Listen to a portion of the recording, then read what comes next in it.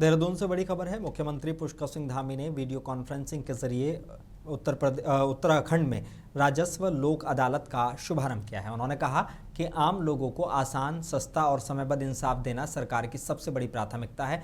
राज्य के 13 जिलों में 210 स्थानों पर एक साथ इस पहल की शुरुआत की गई है, जहां करीब 6,933 लंबित मामलों के जल्द निस्तारण का टारगेट रखा गया है। मुख्यमंत्री ने कहा कि किसानों की जमीन और परिवारों की आजीविका से जुड़े विवादों को प्राथमिकता के साथ सुलझाया जाएगा।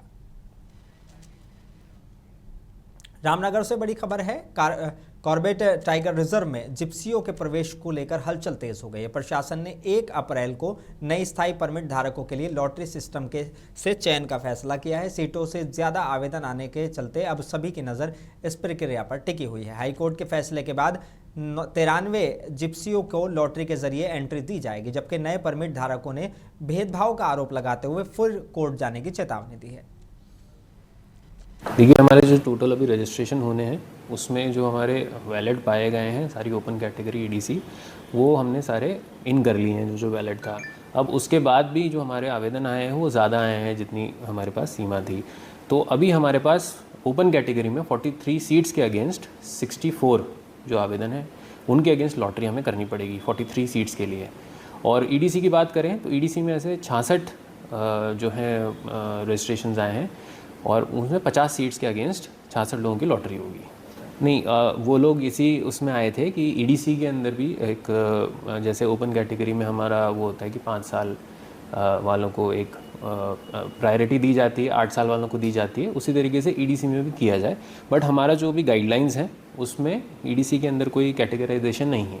तो उसी के रिगार्डिंग एक मीटिंग थी कि भाई आप जो एक आवेदन है अपना दे सकते हैं। 93 जिप्सियों को लॉटरी के जरिए एंट्री के मामले में जिप्सी कारोबारी नामित अग्रवाल ने मीडिया से बात की। देखिएगा, ये जो लॉटरी होने जा रही है ये बिल्कुल भी निष्पक्ष नहीं है।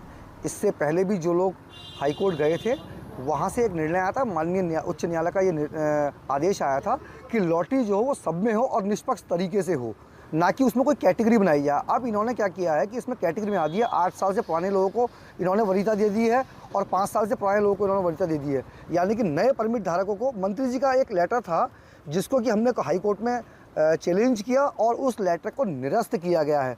अब हमको इसमें लॉटरी तो करा रहे हैं लेकिन निष्पक्ष तरीके से नहीं करा रहे हैं। यानी कि कहीं ना कहीं कॉर्पोरेट प्रशासन ने माननीय उच्च न्यायालय की आदेश की भी अवहेलना की है, जिसको लेकर हम फिर से न्यायालय की शरण लेंगे।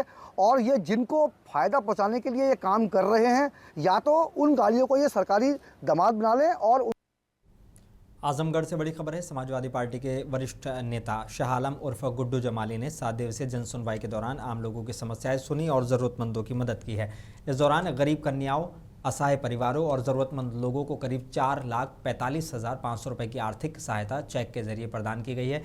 गुड्डू जमाली ने कहा कि जनसेवा ही उनकी सबसे बड़ी जिम्मेदारी है। अपनी लाइफ में तो वो मैंने भी देखा है, और जब मुझे ये लगा कि नहीं, मैं कुछ उसमें से कंट्रीब्यूट कर सकता हूँ, समाज को भी वापस कर सकता हूँ, तो मैंने उसको शुरू कर दिया था। उस वक्त से ही कर दिया था, पूरा जिला जानता है।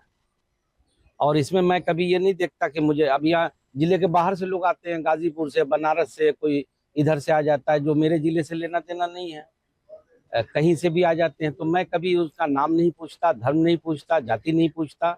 अगर मेरी आंखों ने ये महसूस कर लिया कि नहीं, ये जेन्युइनली नीडी आदमी है, तो मैं उसमें को करने का प्रयास करता हूँ। और सिम भाई, मैं आपके माध्यम से एक बात और कहना चाहता हूँ। ये एक सामाजिक समाज के लिए मैसेज है, खास तौर से बेटियों के लिए। बेटियां किसी भी की हों, किसी धर्म जाति की हों, बेटियां सबकी साझा है।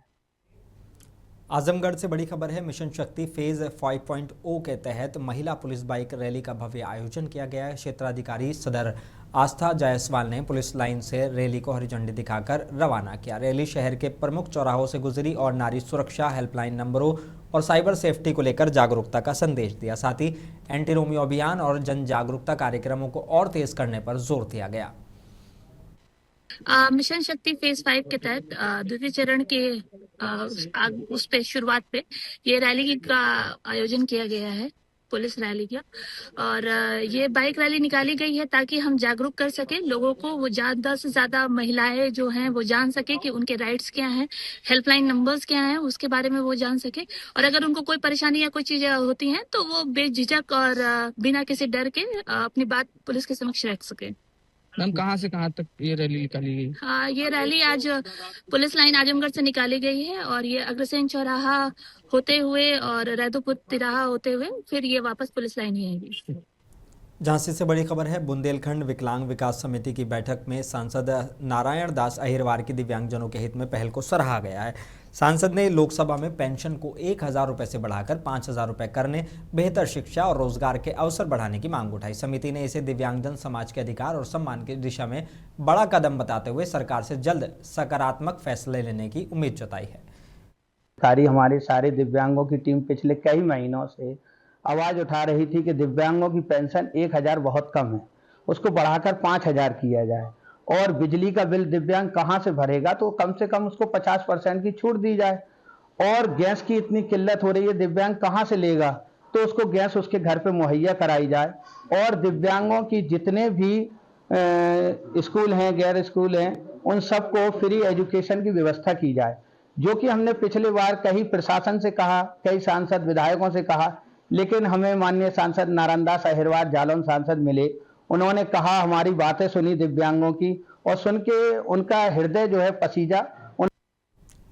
बुंदेलखंड से बड़ी खबर है। बुंदेलखंड निर्माण मोर्चा ने अध्यक्ष भानु सहाय के नेतृत्व में मुख्यमंत्री को संबोधित ज्ञापन जिलाधिकारी के जरिए सौंपा है। ज्ञापन में मेडिकल कॉलेजों, जिला अस्पतालों और सीएससी पीएचसी में डॉक्टरों, स्टाफ और उपकरणों की भारी कमी का मुद्दा उठाया गया है।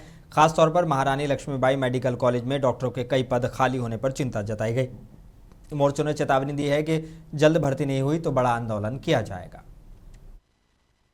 देखिए, ये मेडिकल कॉलेज में 175 चिकित्सकों के नियमित पद सृजित हैं, जिसमें से 51 तो लंबे समय से, वर्षों से खाली चल रहे हैं। 62 नियमित हैं और 62 इनने संविदा से भरे हैं।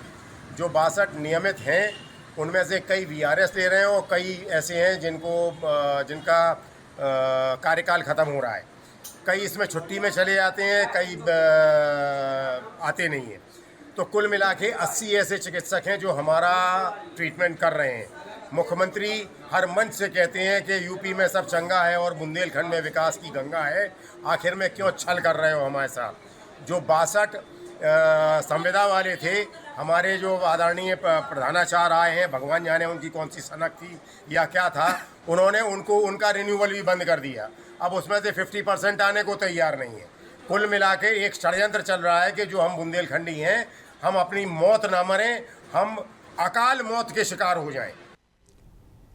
झांसी में गैस एजेंसियों द्वारा कहीं ना कहीं कालाबाजारी करने के कारण लोग परेशान हो रहे हैं और लाइन में खड़े नजर आ रहे हैं। प्रशासन को ऐसी गैस एजेंसियों पर निगरानी करनी चाहिए। ऐसे ही एक मामला महावीरन नगरा निवासी ओम प्रकाश शर्मा ने बताया कि वो जेल चौराहे पर स्थित रामराज गैस एजेंसी पर अपने सिलेंडर की बुकिंग करने पहुंचे तो उनका सिलेंडर पहले ही फरवरी में बुक हो चुका था और होम डिलीवरी भी दिखा दी गई। ओम प्रकाश शर्मा 1 महीने से परेशान है और एजेंसी मालिक अब अगले महीने का इंतजार करने को कह रहे हैं। क्या नाम है आपका? भैया ओम प्रकाश शर्मा। क्या समस्या है? समस्या जो है भाई, जब महीनों से समस्या हो रही है, ये गैस नहीं आ रही है। जो हमारी ये फरवरी की फर्जी बुकिंग हो गई, गैस सिलेंडर गायब हो गया। अच्छा, आपने बुकिंग करी थी? हाँ, नहीं हमने नहीं करी थी। अपने आप बुकिंग हो गई, इतना गायब हो गई। अच्छा, तो इसकी शिकायत करी आपने? शिकायत करी, साहब को अधिकारी को भी करी थी। अधिकारी के हम इसकी जाँच करेंगे, कोई जाँच नहीं हुई साहब। तो सिलेंडर आपको मिला के नहीं मिला? नहीं मिला अभी तक। कब से नहीं मिला? जब ये आप बुकिंग करोगे 10 तारीख के बाद आपकी बुकिंग होगी इसमें। तो कब और से? सुबह रात को 8 बजे लेके सुबह 4 बजे तक करो। तो कब से सिलेंडर नहीं मिला आपको? कब से हमें फरवरी का सिलेंडर मिला ही नहीं है। अच्छा, क्या चाहते हो? चाहते क्या गैस मिले और क्या चाहिए। तो और भी लोगों को गैस मिल रही है? तो मिलने वाला मिल रही, ब्लैक से भांग वाला दुनिया को मिल रही गैस। कोई 1500 की बेचा, कोई 1600 की बेचा, बहुत ऑफर पे चलेगा। कौन सी एजेंसी है आपकी? Indian gas service. अयोध्या से बड़ी खबर है। लक्ष्मी नारायण महायज्ञ स्थल पर अचानक आग लगने से अफरा तफरी मच गई। मौके पर परिवहन मंत्री दयाशंकर सिंह और विधायक अभय सिंह मौजूद है। दमकल की 4 गाड़ियां आग पर काबू पाने में जुटी हैं। राजघाट बाटी वाले बाबा घाट के पास चल रहे यज्ञ स्थल पर राहत और बचाव कार्य तेजी से जारी है। पुलिस और प्रशासन हालात पर नजर बनाए हुए है। थाना कैंट क्षेत्र में सरयू एक कथा का और यज्ञ का कार्यक्रम विगत दिनों से चल रहा था, जिसके दृष्टिगत यहाँ पर पुलिस फोर्स की और फायर की लगातार ड्यूटी लगी हुई थी। आज यहाँ पर सूचना मिली कि यज्ञशाला के पास से कुछ आग लगने की जानकारी हुई है। तत्काल यहाँ पर मौजूद जो फायर टैंकर है और यहाँ पर जो फोर्स है उनके द्वारा आग पर काबू पाने के लिए अपना प्रयास स्टार्ट कर दिया गया और अतिरिक्त फायर टैंकर्स और फोर्स के लिए कंट्रोल रूम के माध्यम से यहाँ पर तत्काल पहुँचा। यज्ञशाला के अलावा यहाँ पर जो गौशाला है उसकी भी जो वहाँ पर भी आग की सूचना थी, तो दोनों जगह पर फायर टेंडर द्वारा आग पूर्णतः बुझा दी गई है। उत्तर प्रदेश के लखीमपुर खीरी से एक दिल दहला देने वाली खबर है। भारत नेपाल सीमा गौरीफंटा इलाके में एक युवक टैक्सी के बोनट पर अपनी जान बचाने की गुहार लगाता रहा, लेकिन ड्राइवर ने गाड़ी नहीं रोकी। पीड़ित राम भगत को टक्कर मारने के बाद आरोपी उसे करीब 4 किलोमीटर तक बोनट पर लटकाकर दौड़ाता रहा। पीछे आ रही कार सवार लोगों ने पीछा कर टैक्सी रुकवाई, तब युवक की जान बच सकी। घटना का वीडियो वायरल होने के बाद पुलिस ने मुकदमा दर्ज कर सख्त कार्रवाई शुरू कर दी है। दिनांक 27 मार्च 2026 को थाना गौरीफंटा क्षेत्र अंतर्गत गौरीफंटा पलिया रोड पर टैक्सी ड्राइवर के विवाद के दौरान एक व्यक्ति टैक्सी की बोनट पर बैठ गया, जिसको टैक्सी ड्राइवर द्वारा कुछ दूर तक बोनट पर बैठाकर ही गाड़ी चलाई गई है। इस संबंध में थाना गौरीफंटा पर समुचित धाराओं में अभियोग पंजीकृत करके विधिक कार्रवाई की जा रही है। अमरोहा से बड़ी खबर है। बदहाल सड़क व्यवस्था की दर्दनाक तस्वीर सामने आई है। आदमपुर थाना इलाके के गारापुर गांव में 80 साल के बुजुर्ग की अर्थी ग्रामीणों को कीचड़ और जर्जर रास्ते से कंधों पर ले जानी पड़ी। अंतिम यात्रा में भी सम्मानजनक सुविधा नहीं मिलने से लोगों में भारी नाराजगी है। ग्रामीणों ने इसका वीडियो सोशल मीडिया पर वायरल कर दिया, जिसके बाद प्रशासन में हड़कंप मच गया और मामले की जांच शुरू कर दी गई है।